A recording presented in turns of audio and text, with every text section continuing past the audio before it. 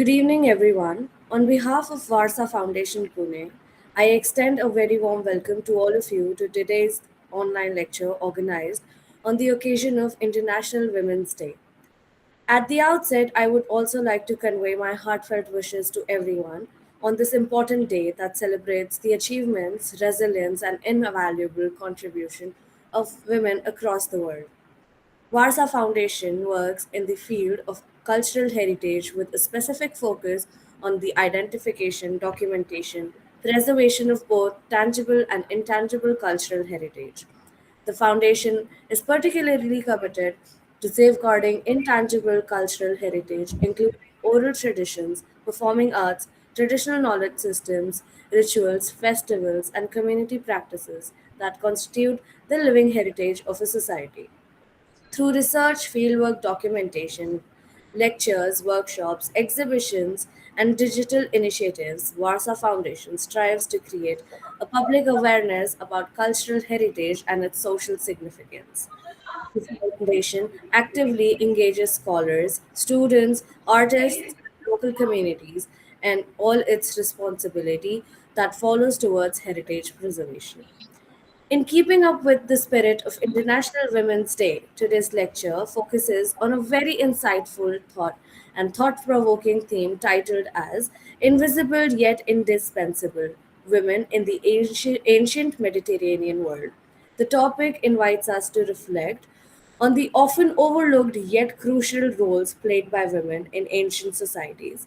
While historical records have frequently highlighted political and military achievements dominated by men, women were central to the functioning of households, economies, religious practices, and cultural traditions. Exploring their roles allows us to understand in a better way the complex social fabric of ancient civilizations. We are honored to have Dr. Sujata Pillai as our speaker for today's lecture. Dr. Pillai is a classical archaeologist whose research integrates archaeological, historical, and archaeometric approaches to study ancient pigments and the Roman wall paintings in ancient Capua in southern Italy.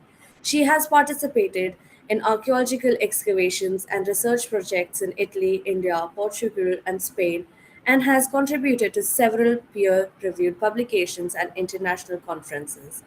Dr. Pillai holds two master's degrees that covers prehistoric to historic cultural development in both Europe and India, allowing her to approach ancient visual cultures through a comparative and cross-cultural perspective. Her research interests include craftsmanship, technological practices, and the transmission of artistic knowledge, and frequently she incorporates digital humanities methodologies in her work. She is also a recipient of prestigious recognitions, including the MAECI PhD Scholarship and the Erasmus Mundus Masters Fellowship. Now, without any further delay, I invite Dr. Sujata Pillai to deliver her lecture. Thank you so much. Thank you for the introduction. Um,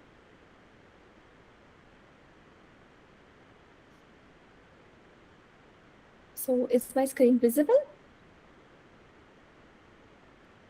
Yes, ma'am. Okay.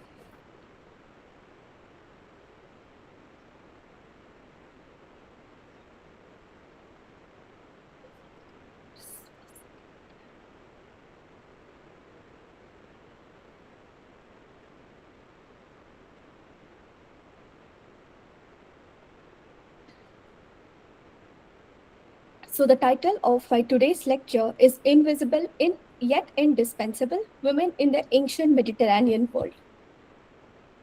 Now, what do we mean by invisible? Women are not absent from antiquity.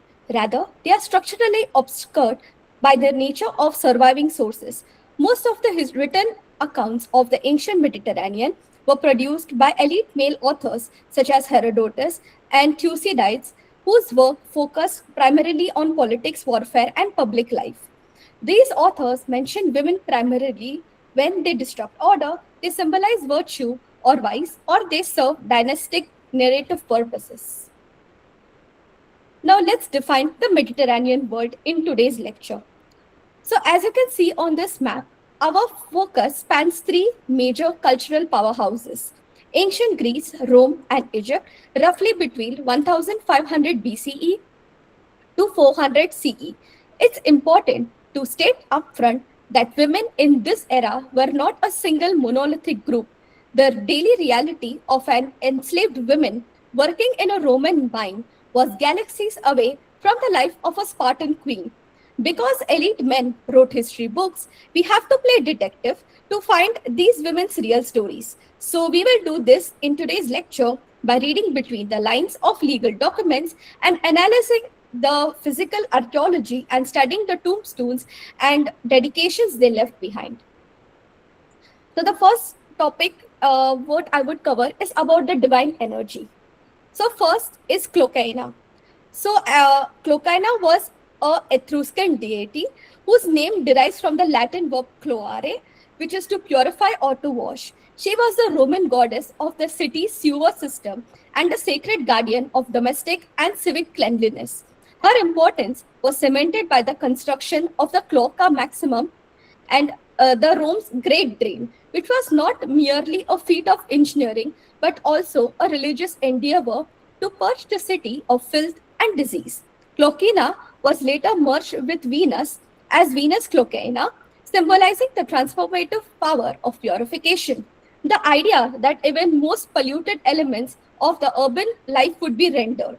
Her shrine, the Sacrum Clocaenae, stood in the Roman Forum directly above the point where the main sewer entered the drainage system, serving as a constant reminder to Roman citizens that physical health sanitation was inextricably linked to moral and spiritual health.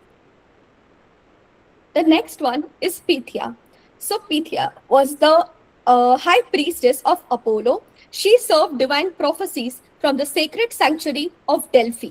It is a site of the ancient Greeks and where the Greeks also considered it as the center of the world. The name Pythia is derived from the word Pythia Hehaira, meaning the priestess of the Pythian Apollo. Because she was widely believed to speak the direct will of the god, she commanded unparalleled religious authority. She was consulted by rulers, city states, and private individuals for any major decisions. As a result, it was deeply influenced, and also the geopolitical landscape of the ancient Greek world also was guided by diplomacy, warfare, and rather than giving straightforward answers, Pythia delivered her visions in a very extractic manner, and it resulted in a very ambiguous utterances. The one of the very important ones, which played a critical role in the major events, was the Greco-Persian War, where her advice was to rely on a wooden wall, was brilliantly interpreted by the Athenians, and they built the first naval fleet that secured their victory. And when you talk about the time period of Pythia, it was somewhere around 8th century BCE, though there are some estimates where her shrine would be as old as 1400 BCE. Now let's go to the next part of the Roman world, which constituted the Vestal Virgins. So the Vestal Virgins were a highly venerated priestess of the Vesta, the Roman goddess of hearth.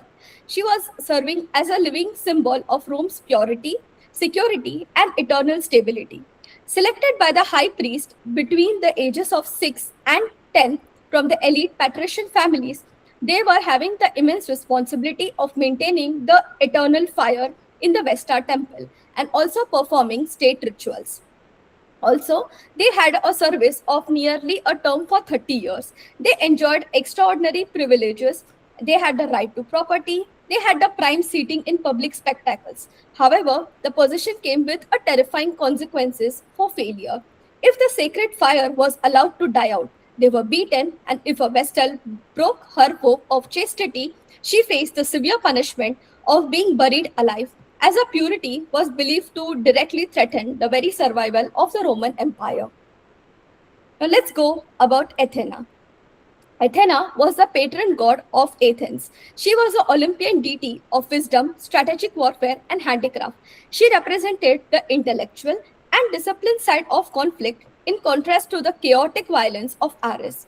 She was fully grown and armored and from the forehead of Zeus, and she also led a unique position of authority within a Greek pantheon. She was a divine protector of heroes like Odysseus and Perseus. Beyond the battlefield, she was also known as a mistress of the city. She was credited with inventing the olive tree, the loom, the plow, and thereby bridging the gap between the raw nature and human civilization. Her supreme cultural importance is immortalized in Parthenon on the Acropolis, where she was worshipped not only as a fighter but also an embodiment of justice, and she was also considered as the artistic mastery of the Athenian Golden Age. Now let's travel to Egypt, and we have a very important position which was called titled as a God's wife of Ammon. So, God's wife of Ammon was a prestigious and influential religious office. It was available to women in ancient Egypt. It was from the ceremony of the New Kingdom and operating primarily out of the sacred city of Thebes. These women were often royal princesses. They were chosen to remain celibate to ensure that the office remained under the direct control of the pharaonic line, and also they were considered to be the consort of the creator god Amun-Ra, so the one that you can see on the left. Also, their religious duties were considered essential to the cosmic order. So, beyond the spiritual realm, the god's wife of Amun had very secular power.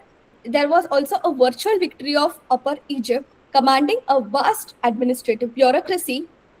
The prestige of the office was so absolute that these women were depicted with the royal iconography, which were not only reserved for kings but also for them, and the unique privileges of having their names inscribed within a royal cartouche, which simplified their status as divine rulers in their own right. Now let's talk about the female pharaoh, one of the very important, Hatshepsut. So she was one of the very influential female rulers in Egyptian history. She was daughter of Thutmose I and wife of Thutmose II. After the death of Thutmose II, she initially acted as a regent for the young king, but later she had full ties and powers of pharaoh. And in a male dominated kingdom, in order to legitimize her role, she was depicted in royal iconography wearing a pharaoh's crown. She strengthened and the Egypt's wealth and prestige. She had extensive building program. One of her greatest achievement was the construction of the magnificent mortuary temple at Deir al-Bahari near Thebes, as you can see on the upper image. It was very exotic, and they also had valuable goods such as incense, ebony, gold, and exotic plants to Egypt. Through successful administration, the diplomacy and monumental construction, she maintained stability and prosperity in Egypt. She made her one of her remarkable rulers of New Kingdom. And after her death, many of the monuments and images were damaged or erased. And it was during the reign of Thutmose III that in order to attempt and reassert the traditional made kingship. Now, talking about Lararium, it was a sacred domestic heart of a Roman home, a household shrine where the family's guardian spirits and the patron deities were ordered through daily prayers and offerings. While the pater familias led the family rites, there were female deities such as Vesta, or here you can see it was Matrona, or the Juno, where they occupied central roles in the domestic religion. For a Roman women or mater familias, the Lararium was a space of personal and spiritual agency. She was responsible for tending the sacred hearth fire, and also a female's personal Juno, the feminine counterpart to a male's genius, was worshipped to safeguard her fertility and health. So these shrines often were adorned with vibrant frescoes. So you can see the painting technique. And also, they were transferred the Roman houses into a temple, which places the divine protection of female-centered domains like childbirth and domestic stability. And also, they had the paintings which are sitting on the thrones, for example, as you can see over here. Now, the next section that we are going to cover is the girl of women power, flip like a goddess. So the first, let's travel to Greece, and you have the Spartan girls. So the Spartan girls, which is somewhere in the south of Greece, the girls over there underwent a very state-sponsored physical education program. It is known as Agoge. It was very unique in the Greek world. And while the women in other cities were confined to domestic tasks like viewing, the Spartan girls were encouraged to exercise in public, participate in high intensity sports such as wrestling, running, discus, and javelin throw. The Spartan women weren't just fit, they were competitive, even participating in the Heraean Games, the female equivalent of the Olympic Games. This unique focus on female athleticism granted Spartan women a level of physical confidence, legal independence, and social status that was virtually unparalleled in the rest of the Greek world. In ancient Greece, the female acrobats were often known as orchestrides. They were professional entertainers. They defied the traditional domestic boundaries of the household. They were highly skilled performers. They provided the entertainment at symposia, which was a very elite male drinking parties. They showcased extra feats of strength, flexibility, and daring. So their repertoire were complex tumbling, rhythmic dance, and sword dance. While they occupied a lower strata than the respectable matron, they had a unique form of physical agency and public presence. Their performances were not only physical but also a blend of athletic prowess, and artistic expression. So, to your left, you can see a fresco which is known as Toreador fresco. It has a striking balance of the female athletic power in Minoan Crete, which is in Greece. It's an island. Here you have a bull leaping. So the central acrobat over here is male, the one in red, and in the white, as you can see, the two figures, they are female. And they are identified by a traditional white skin coding. And the women are shown grasping the bull's horn and they're bracing for the landing. They demonstrate that the Minoan women also occupied the significant physical and courage between the general public spectacle. The female gladiators. So the women could also be gladiators. The ancient sources again note that women who fought as gladiators, they were also known as the gladiatrices.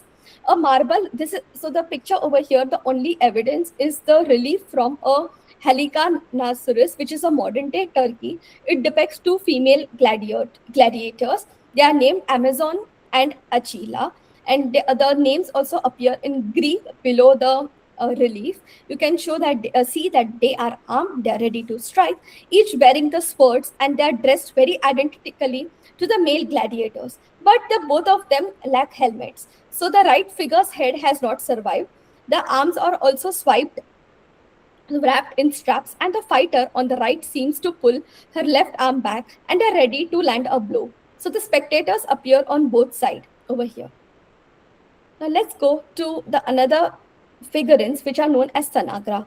So Tanagra figurines, they are delicate mold cast terracotta statues. They offer a rare and intimate glimpse into everyday life of fashion, aesthetics of women, and it has also emerged in the 4th century BCE, and they are named after the Boeotian town of Tanagra. So as you can see in the map, towards your right side above the Oropus, you have Tanagra. And they also were important. They dominated the later classical Greek art. They depicted normal modern women of everyday life. They are wrapped in cloaks, they have tunics, they also have fashionable accessories like sun hats, fans, or mirrors. And they were one of the very important and interesting fact about Tanagra figurines is that they were mass produced, and it is a two-part mold process. So for example, the bodies were attaching different, whereas the heads and arms were attached different, and therefore there was a space for wide variety of expressions and different poses. So they were painted in the vibrant pastel colors like blue, pink, and gold.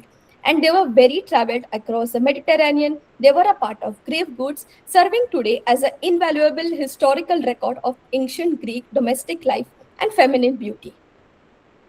Now, one of the very important contributions which have been done by the queens. So we have been going to one of the most talked queens in the whole universe, that is Cleopatra. So Cleopatra's seventh true contribution lies far beyond the Roman propaganda that reduced her to a mere tragic seductress. She was brilliant, highly educated sovereign. She expertly navigated one of the most volatile geopolitical eras in history. As an active ruler of the Ptolemaic kingdom, she was a polyglot. She was the only member of a Greek dynasty to actually learn the Egyptian language. They allowed her to deeply connect with the subjects and respect local traditions. while continuing to foster the immense scholarship of Alexandria. Her political genius and economic acumen revitalized a struggling Egypt. She stabilized the currency, managed vital agricultural trade routes, made Egypt the breadbasket of the Mediterranean. She built formidable naval fleets, and she also was mutually had a calculation for beneficial allies with the Rome's most powerful men, that is, first Julius Caesar, then Mark Antony. And she also fiercely protected Egypt's independence from Roman absorption for nearly 2 decades. Ultimately, Cleopatra was an extraordinarily capable administrator and strategist whose real legacy is her relentless, intelligent defense of her empire's sovereignty against the unstoppable machinery of the Rome. Now, Cleopatra managed Egypt's economy with ruthless efficiency of a modern CEO. She transformed the debt-ridden nation into the wealthiest empire in the Mediterranean. Recognizing that the Rome's exploding population desperately needed food, she tightly monopolized the Egypt's greatest asset, the massive grain surpluses produced by fertile Nile River, making her indispensable to the Roman stability. Beyond grain, she enforced strict royal monopolies on highly lucrative exports like papyrus and glass, while expanding the trade networks down the Red Sea to heavily incoming skills and spices. To income the international commerces, she boldly reformed the Egyptian currency to align with the Roman coins, and she utilized her unique fluency in Egyptian language to personally oversee a high organized bureaucracy and tax system. Furthermore, she demonstrated brilliant crisis by opening royal granaries and also issuing tax breakdowns, which also absolutely secured loyalty from her subjects, and she ensured that the immense wealth would be strategically weaponized to defend her Egyptian sovereignty. Now, Livia Drusilla. So she was an architect of the Roman imperial image. She also inhabited the paradox of being a traditional Roman matron. She also acted as the most formidable political strategist. Somewhere, also her primary objective remained the elevation of her own Claudian bloodline, a goal she achieved when her son Tiberius ascended the throne through the success. They also painted her as one of the villains in the Roman period, and despite this dark rumors, she was one of the stabilizing anchor for over 60 years of the Julio-Claudian dynasty. She revived the title of Augusta and became the first woman to be officially deified in Rome, for cementing the status as the mother of the country and a blueprint for every empress who she followed. Now, talking about the hairstyle, does it really matter to protect a political power? So, one of the very top hairstyles of Livia is about the nodus. It was a powerful piece of political propaganda and also her commitment to Roman values. So, by pulling a section of her hair forward into a small roll over her forehead and securing it the rest in a modern bun, she rejected the elaborate, decadent styles of the East, especially that of Cleopatra, in favor of an image that also projected her austerity, chastity, and the Roman virtue. And it also was remarkably consistent as a visual anchor. So it transformed Livia into matron of the state, proving that every hairstyle could be sophisticated tool of stylistic branding and individual influence. So apart from daily life, we had people who contributed to economy. So talking about Fulonica, so it was a vital hub of the Roman industry. It served as a professional laundry and textile finishing shops where fabrics were cleaned, bleached, and softened through a labor-intensive chemical process. Because Romans lacked domestic washing facilities, these workshops were ubiquitous in urban centers like Pompeii. They utilized ammonia-rich urine and fuller's earth to strip oils from the wool, while grueling physical labor, stropping in wax. This was typically a domain of male slaves or lower status laborers. But however, women also played a very multifaceted roles in the business. They were depicted in the frescoes as supervisors. So as here you can see, this is a fresco from Pompeii. Notably, the women could also be owners and entrepreneurs, and there is also the archaeological evidences which show that they also had significant economic influence within the community despite the industry's pungent reputation. Now, one of the very important women who is often very understudied is Eumakia. So, Eumakia was a very highly influential public priestess. She was immensely wealthy aristocratic matron in the Roman city of Pompeii during the first century CE. And also, she was a powerful testament to the civic and economic influence available to the elite women.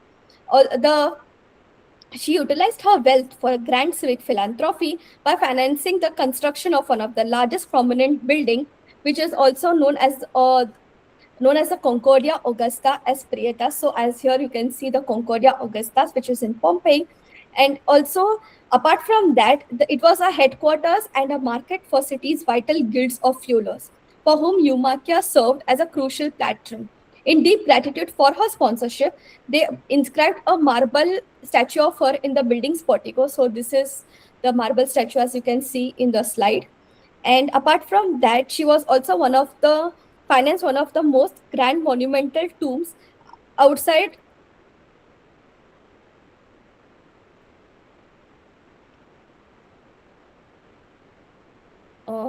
I'm audible?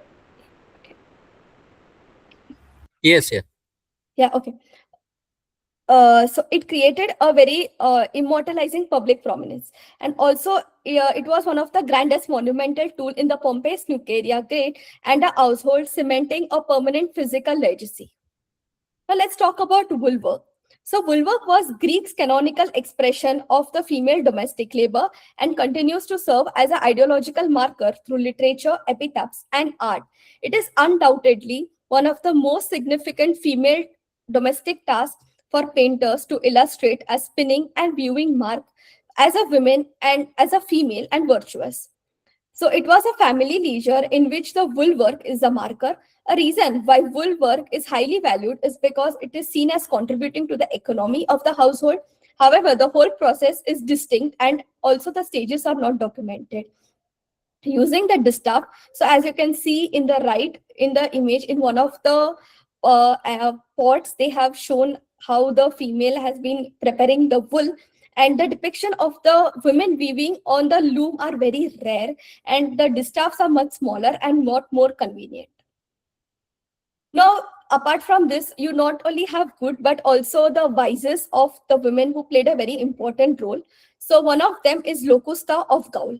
So she was a very notorious and she was considered as one of the first documented serial killer and a professional poisoner of the world. And she served a lethal rule for inner circle of the early Roman Empire. So she was from Gaul. Her common expert knowledge of toxic botany and chemistry brought her to Rome, where her skills were weaponized by elite political figures to eliminate rivals and clinical precision.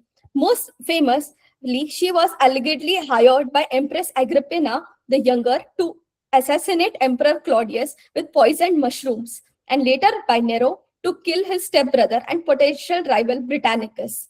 So Nero was so impressed by her efficiency that he granted her full imperial pardon, gifted her large country estates, and reportedly sent students to her to learn the dark art of toxicology.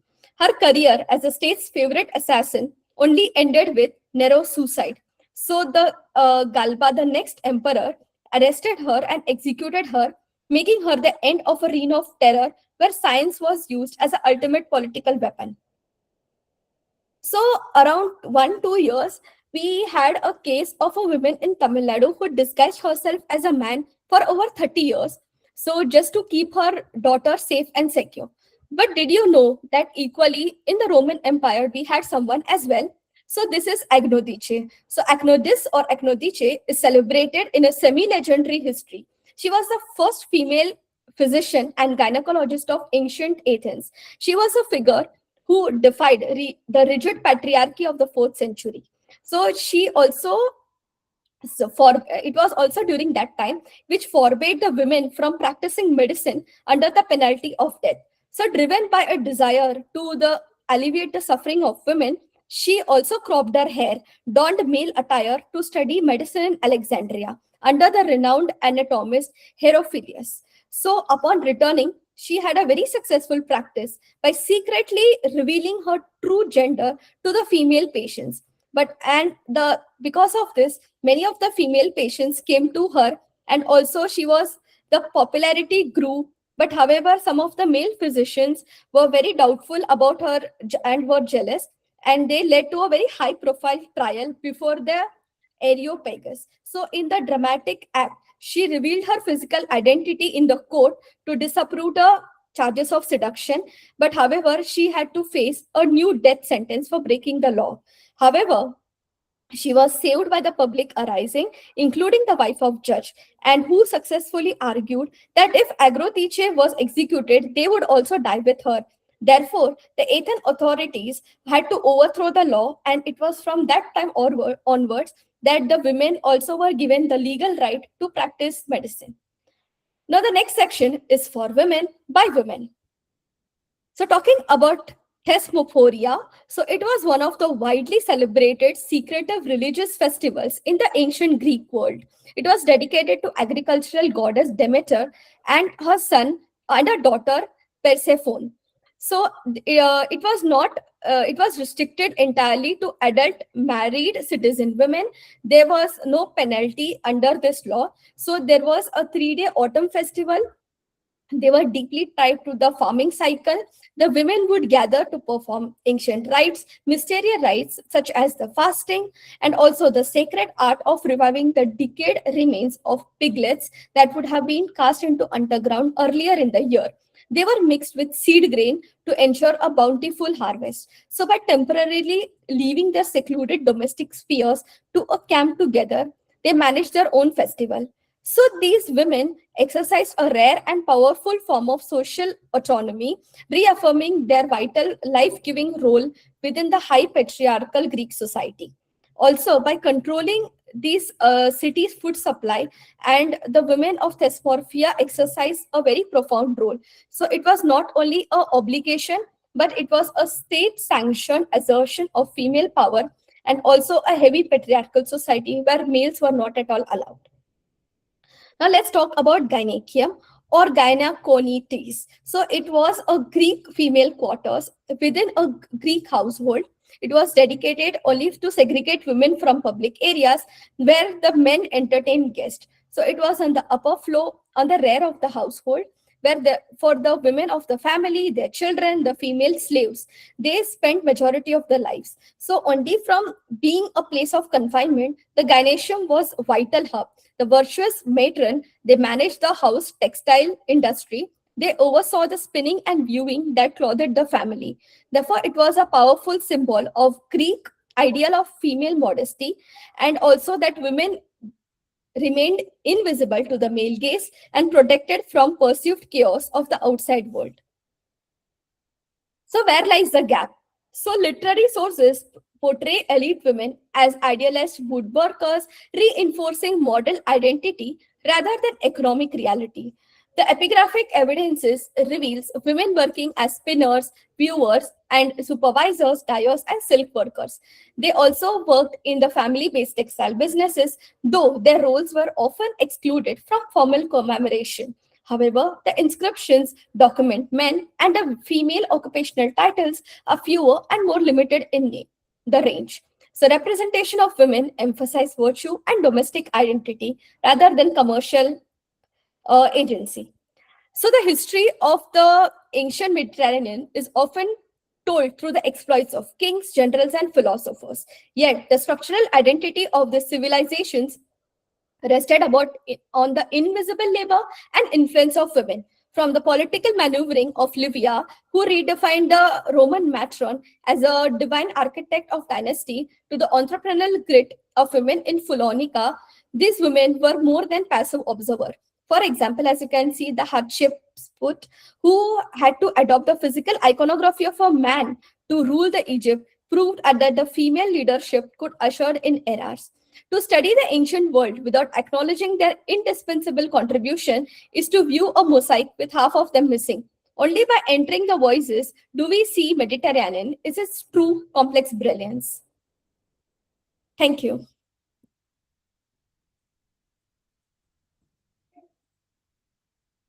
If anyone has any further questions, please drop in the chat box.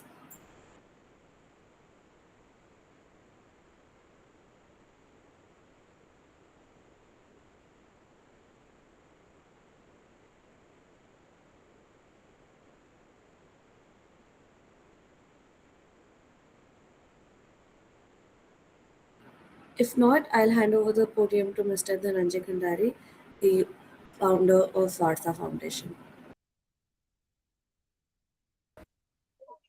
Thank you, Chaitanya. Good evening, everyone.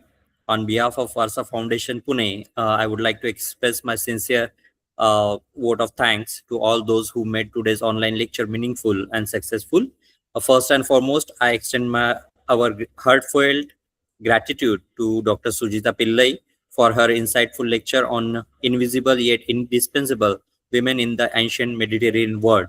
Her talk helped us to understand the often overlooked yet significant role played by women in ancient societies through an engaging archaeological and historical perspective. We are truly grateful for her time and valuable insights. I would also like to thank all the participants who joined us today. Your presence and interest made this program truly meaningful, especially on the occasion of International Women's Day. I would also like to inform everyone that all the lectures organized by Varsa Foundation are recorded and are available on the YouTube official channel of Varsa Foundation so that they can reach a wider audience and continue to benefit students and researchers. My sincere appreciation also goes to everyone associated with the Varsa Foundation for their efforts in the organizing these lectures. Once again, I wish everyone happy Women's Day and thank you all. Have a pleasant evening. Thank you so much.